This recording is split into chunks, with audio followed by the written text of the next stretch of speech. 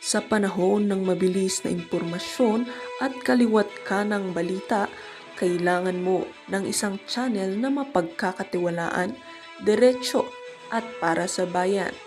Ito ang Balitang Pambansa, ang iyong bagong tahanan ng mainit na issue, tunay na impormasyon at mga balitang hindi mo dapat palampasin. Mula sa mga trending na kaganapan sa social media hanggang sa mga seryosong isyong pambansa.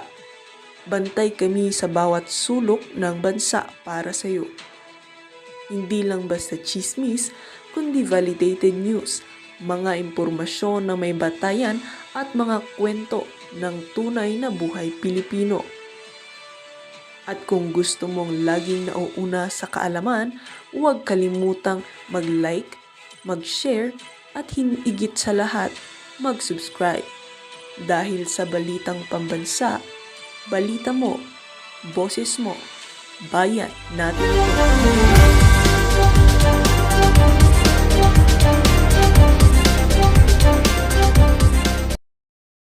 Ganap itong si Kong Mike. Ito ho, panoorin natin. Sunod-sunod yung inauguration ng ating Pangulo doon sa ating mga Metro Manila subway stations. Naku. At marami nagtatanong, ano ba talaga ang mangyayari? Kasi di ba madalas po namin sinasabi at kasama to doon sa aming impeachment complaint na ang pondo na dapat ginamit sa malaki ang mga proyekto ay nawala, dinivert, tinanggal, nilipat sa program.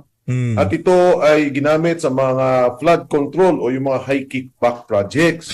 Ano po ba talaga? Ano to ko from high impact infrastructure project napunta ho sa high kickback project, ibang klase talaga. Oo. Kawawa ho sa bayan ng Pilipino. Sa totoo lang, sobrang napag-iwanan na ho tayo. Malaysia, meron na ho silang high-speed train, di ba? Yung nagpupunta na doon sa mga probinsya. Sa atin ho mga kababayan, naknanto ko MRT, LRT lang, mayat maya nasisira pa. Ganun ho nakakapanlumo ang kalagayan ng ating bansa. Kasi ang isang bansa, makikita nyo ho ang kaunlaran niyan pagdating sa kanilang transport system, pagdating sa kanilang mga highway. Kasi yan ho ang kumbaga sa katawan ng tao, yan ho yung mga ugat-ugat. Diba? Pagka yung mga ugat-ugat mo sa katawan, maayos yan, maganda ang daloy ng dugo dyan, ibig sabihin, healthy ka, malayo ka sa sakit. Diba? Pero pagka yan, bara-bara yan, anak ng toko, malaki diferensya mo. Diba? Ika nga, konting galaw mo lang, parang aatakihin ka sa puso, di ba? Ganun ho yun. Parang ano ho yan, parang mga ugat-ugat sa katawan. Ngayon, ang ating bansa, puro bara-bara yung mga ugat ng ating bansa ngayong mga panahon na to, di ba? Kaya kita nyo naman ho, yung mga nalulugi lang sa ating ekonomiya, araw-araw, dyan pa lang sa EDSA, bilyonis na ho kada araw. Dahil dyan sa napakalalang traffic na yan. At ang makakapag-resolve lang yan, hindi ho bagong highway. Hindi bagong highway hong makakapag-resolve dyan. Ang makakapag-resolve dyan, mass transport system. Kagaya na lamang ho ng train. Yun lang ho talaga. Maliban doon, wala hong makakapag-resolve dyan. Kahit Skyway 1, Skyway 2, Skyway 3, hindi ho mariresolve yan. Darami lang yung mga tao na ika nga talagang gagamit na, bibili na sasakyan. Actually, ang dami na nga bumibili na sasakyan Ngayon, bumili ka ng sasakyan, matatraffic ka. Magkukumute ka, matatraffic ka. Kahit alin doon sa dalawa na yun, talagang wala kang lusot sa ika nga sumpa ng trapiko sa ating bansa. Dahil din sa pagnanakaw na ginagawa ng mga politiko. Ngayon, ano ang pinakamagandang solusyon dyan? Mass transport system. Kaya dyan ho pumapasok yung mga trend na sana patapos na ngayong mga panahon na to. Mangyayari sa Metro Manila subway, maraming nagtatanong, marami ho nagme-mensahe po sa akin. We had delays by putting it in the unprogrammed funds. It was JICA, ADB, and Japan who raised this concern. So that pushed back. Siyempre, for 9 months, they cannot collect, no? The work will stop. That simple lodging it delayed the project from 2028 now to 2032. Yeah. So, Unprogrammed funds, nilagyan ng mga flood control, those From 2028, hindi ba humasaya itong bangag na presidente na to na umpisahan sa panahon ni Digong, ikaw ang magtatapos? ang dami hong mga proyekto na naumpisahan sa panahon nitong si Noynoy Aquino pero pinilit na tapusin ng administrasyon. Wala ho kasi siyang politika sa utak. Basta kailangan makapag-iwan siya ng pakinabang na reforma sa sambayan ng Pilipino. Ang reforma lang ginawa nitong administrasyon na to doon sa kanilang mga bank accounts talagang nagsitabaan sila sa kanilang dalaw magpinsan. Projects. At ang nangyari dyan, double whammy ang Pilipino.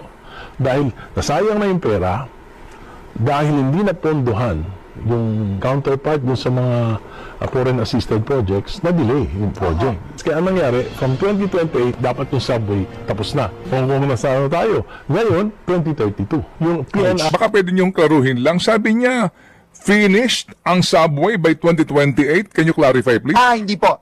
Hindi po. Ang sinasabi lang po niya ay yung mula Valenzuela. So, roughly I think mga 2 to 3 stations pipilitin pong matapos by 2028, by end of 2028, no? Pero yung buong linya po hanggang mula Valenzuela hanggang NAIA 3, ano po yan, ang estimate po natin ay 2032 pa. Ouch. Sakit. Diba, nakakalungkot hong isipin na yan hong sinapit ngayon ng ating inang bayan dahil sa katakawan sa pera ng mga namumuno sa ating bansa. At ang tatanungin ho natin dyan sa kakurakutan na yan, walang iba kung hindi itong si Martin Romualdez. Martin, ito pagka itong mama na to nagsuoli ng pera, ano natin yan tatanggapin natin yan? Itong si Martin Romualdez, anak ng toko Martin Romualdez, wala ka bang balak na ang tawag doon? Mag-suoli na ng pera sa DOJ. Ang hirap po kasi pagka sa DOJ, baka pagka behind the scene, pinaghahati-hatian lang nila, no?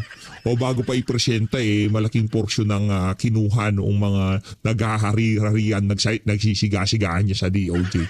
O yung mga dating opisyal sa DOJ, di ba? Pakinggan ho natin ang eulogy nitong si Tambaluslos diyan sa pagdala ng mga labi nitong si Jose de Venecia Jr. diyan sa House of Representatives kaninang umaga. Panoorin ho natin ito. Matagal na ho natin di naririnig nagtatalumpati itong mama na to. Pagkatapos ho nito, papanoorin naman natin yung kay Benny Abante at yung kay pangalan nun, yung may kumalat na larawan yung Bernadette Barbers, yung kay Ace Barbers. Okay? Honor a man whose name has become inseparable from the very story of this house. Wow. Speaker Joe was Pero Brad, nangayayat ka ha. Laki ng binagsak ng katawan mo. Baka akala mo di namin napapansin yan. Ano bang pinagagawa mo sa buhay mo, Brad? Di ba? Ilab ibigay mo na kasi. Isoolin nyo na yung mga ninakaw nyo. Yung sinasabi ni Zaldico na di umanong hinatid nila sa inyo. Ibalik nyo yan sa sambayan ng Pilipino dahil hindi sa inyo yan. Okay? Mga walang hiya kayo, kala yung makakalusot kayo. Kung ngayong mga panahon na to, pumayat ka dahil sa sobrang kakaisip mo, ang sunod niyan baka magkasakit ka rin sa bituka, mahirap na.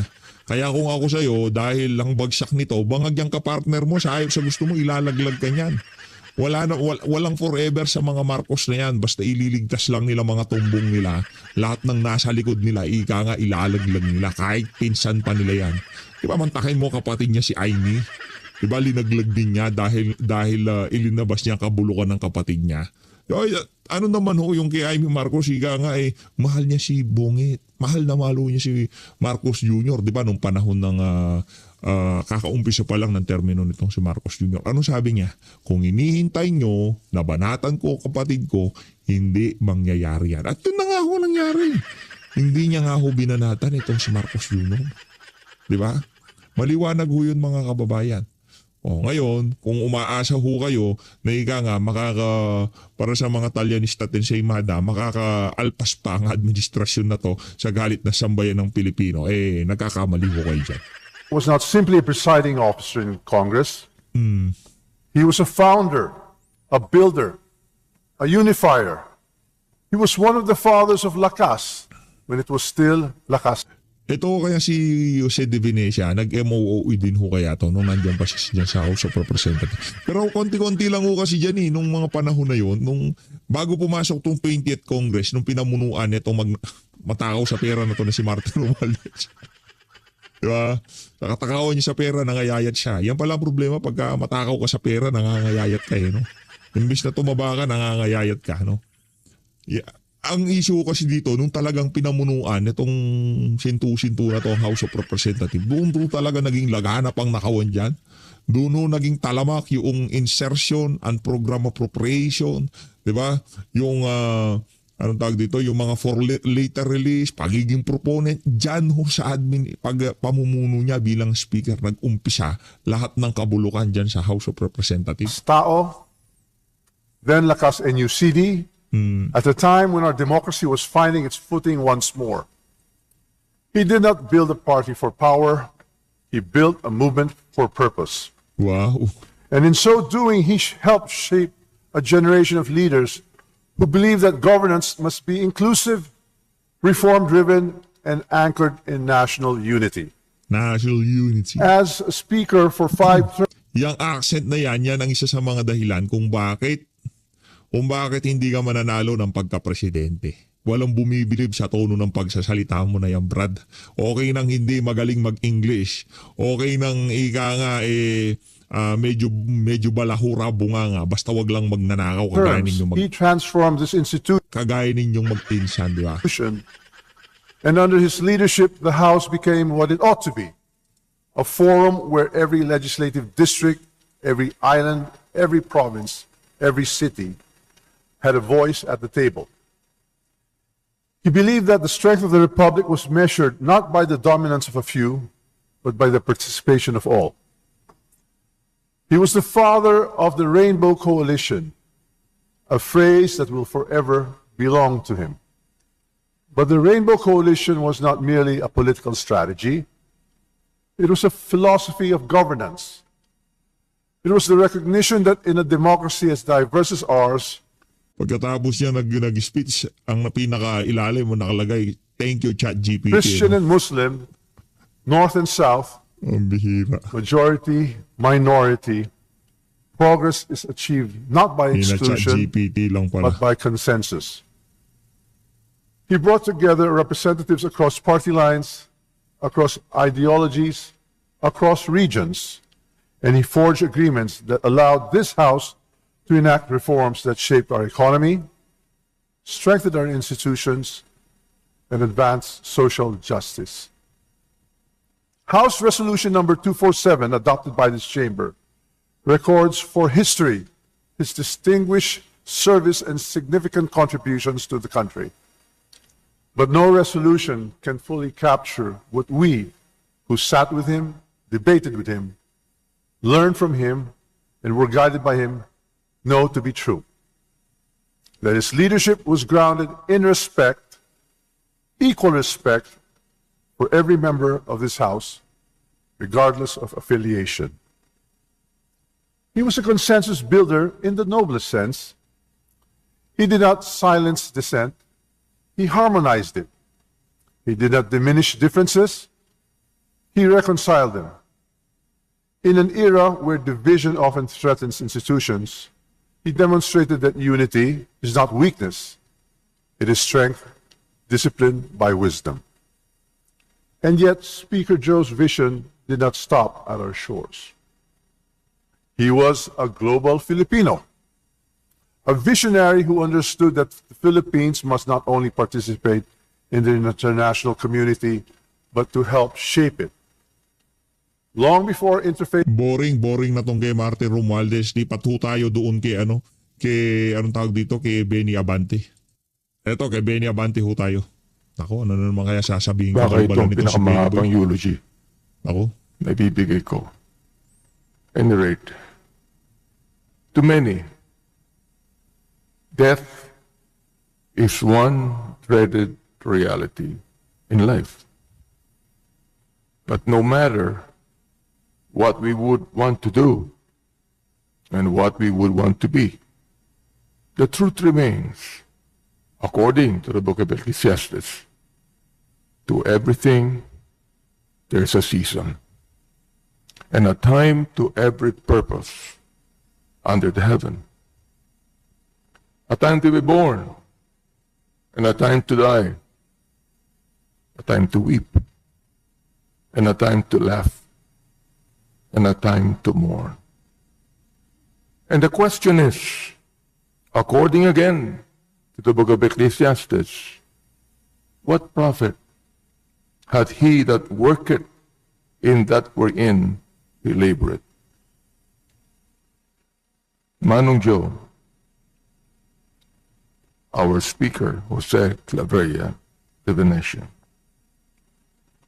as we pay our last respect to this great man of our country, I could not help but recalling his life as an honest and truly accountable public servant, as a gaseous statesman, a seasoned parliamentarian, a gentle peacemaker, and a visionary architect of unity, to name a few.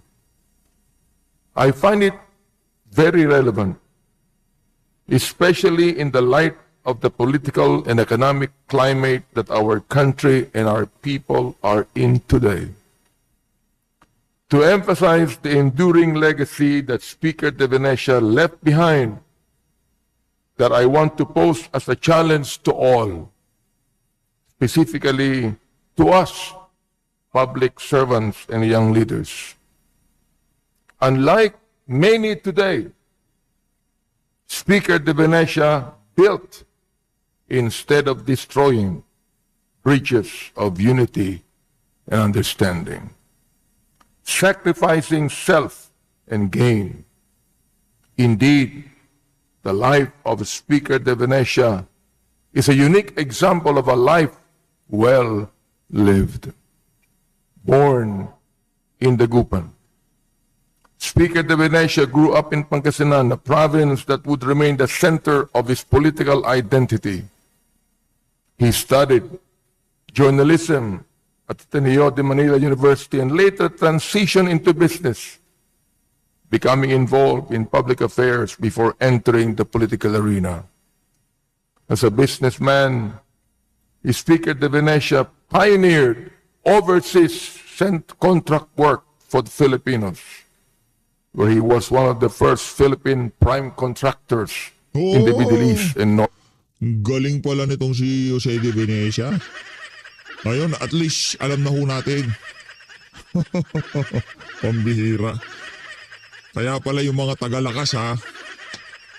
Mga walang niya kayo. North Africa in the mid-1970s. He hired Filipinos for his companies and engaged in port operations in Saudi Arabia, agriculture in Africa, and mass housing and oil exploration in the United Arab Emirates. His Middle East initiative was followed and later led to the employment of millions of Filipinos. In the 1970s, he initiated an oil and gas exploration program that led to the first oil and gas strikes in offshore Palawan. Even at the height of the national leadership, he never lost sight of his roots, often crediting his birthplace or instilling in him discipline, resilience, and a deep respect for community. Speaker de Venecia's first stint in politics was in 1961 when he became a spokesperson for the then presidential candidate, Diosdado Macapagal. During the presidency of the late President Ferdinand Edalin Marcos, he was in the diplomatic service as Minister Economic Counselor from 1966 to 1969. He was also posted to the Philippine Embassy in South Vietnam as Press and Economic Counselor. May I remind everyone that he became one of the 10 outstanding congressmen before martial law in the Philippines was declared. As a member of the House of Representatives, he continued to earn an unprecedented distinction in Philippine history that reflected the nation's enduring trust in his leadership. He became the first, and perhaps the last, to hold the speakership of the House of Representatives 5 times in separate terms.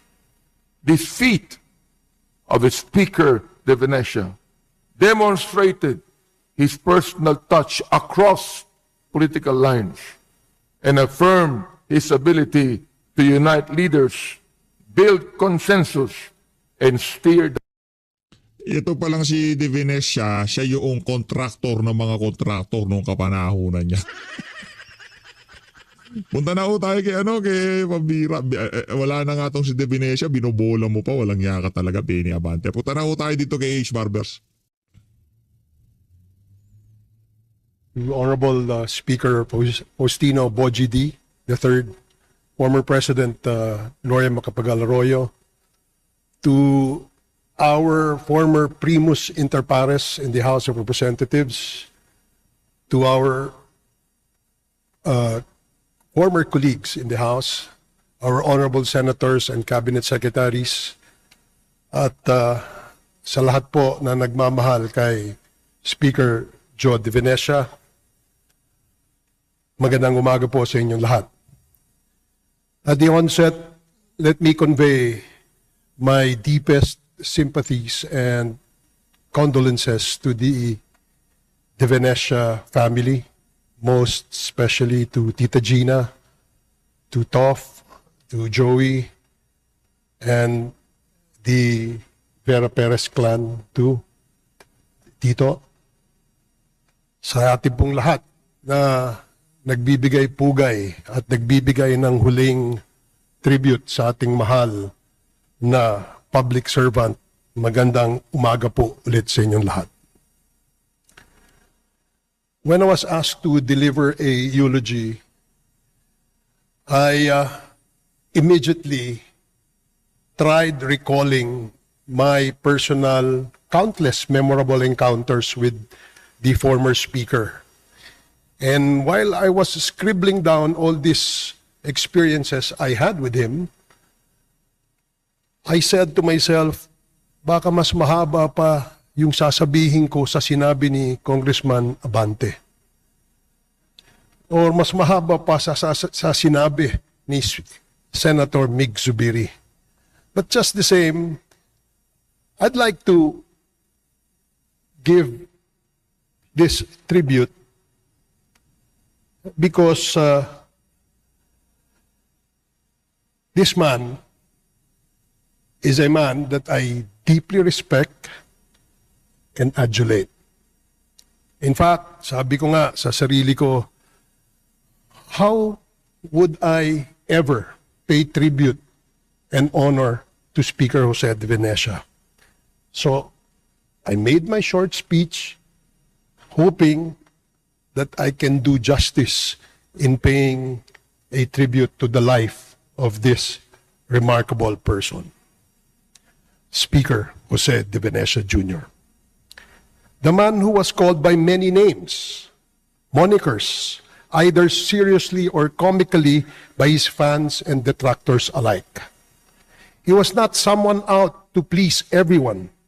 He is in fact a multifaceted person, a public servant, peacemaker, and a leader. Being way ahead of his time, he was often misunderstood. He was called Joe de Bola for his seemingly endless narratives and stories. Honestly, he just merely wanted to share his experiences, broad knowledge of history, geography, politics, and almost everything else, and impart lessons to those who have time to listen. He had so much to share, to talk about and teach. He was so selfless that he would counsel anyone who would seek him out. He was also dubbed the Yoda, the Grand Master of the Jedi Order in the Star Wars saga. Gumamit pa ng Star Wars reference itong si Unggoy, anak ng toko. Para saan? Ay, sabagay, panahon ho pala niya yan. For his wisdom and impeccable leadership. It was to me a compliment for his articulateness indeed a rarity nowadays. Truth to tell, walang masamang tinapay at malisya sa katawan ng taong ito. He always meant well. Saan ka na? May mga congressman nga na magde-deliver ng speech dito sa plenary. All of a sudden, the speaker comes down from his office, tries to patiently and intently listen to the speeches being delivered. The only difference was the speech that was delivered was a speech insulting the speaker. Nakakagulat because after the speech is delivered, he would come up to the person who delivered the speech and embrace them and say, "My favorite congressman," after hearing all those nasty words from the speaker. Hindi kayang tularan yung ganung karakter, mga kaibigan. It was simply a character that of Speaker Joe De Venecia. He will sincerely talk to them right there and then until they understood him. He never harbored ill feelings towards anybody. He acknowledged and accepted his shortcomings. He made amends, compromises, and built relationships. He valued friendships, nourished and cherished them. I never saw bitterness, anger, and frustration in him. Instead, it was his calm demeanor and forgiving nature, the strength of character, the wisdom and brilliance, the genuine desire to serve. And those are the things that I will always remember him by. He was indeed the consummate politician, and for good reason. He used his gift and skills to bring meaningful and lasting positive changes to the nation and to the people he served. He united a divided Congress with his Rainbow Coalition and Sunshine, eventually Sunshine Coalition, where the Spice Boys was pretty much a part of. My Kuya Migs was very much active during the time. His consensus building style of leadership resulted in pieces of legislation that continue to shape the nation's landscape, economic landscape today. The Build, Operate, and Transfer Law, the Central Bank Act, the Bases Conversion and Development Act, and the creation of economic zones that fuel jobs and investments are just but some of the notable laws he authored. As Speaker of the House, he served as the wingman of then President Fidel Ramos. Together, they anchored the country on solid economic and political foundation that brought peace, stability, recovery, and prosperity, emerging as we were from a tumultuous era in the country. He was a pillar of good governance, a legacy worth emulating. To many, he was Speaker of the House of Representatives. To our nation, he was a brilliant legislator, a visionary leader, and a tireless peacemaker. But to me, he was more than his titles. He was always my Tito Joe, wise, warm, generous with his counsel, and always thinking of the greater good of the Filipino people. He was to me, in many ways, one of the best presidents the Philippines never had. For 5 remarkable, unprecedented terms as a speaker, he steered the House with steady hands and a clear vision. In times of political turbulence, he always built consensus where there was conflict. He understood that leadership meant listening kahit sa panig ka ng politika, sa oposisyon man o kaalyado ka. Under his stewardship, the House became not a battleground of egos, but a forum for ideas. He professionalized the institution, strengthened its independence, and always made sure that the legislative agenda moved with purpose and direction. His command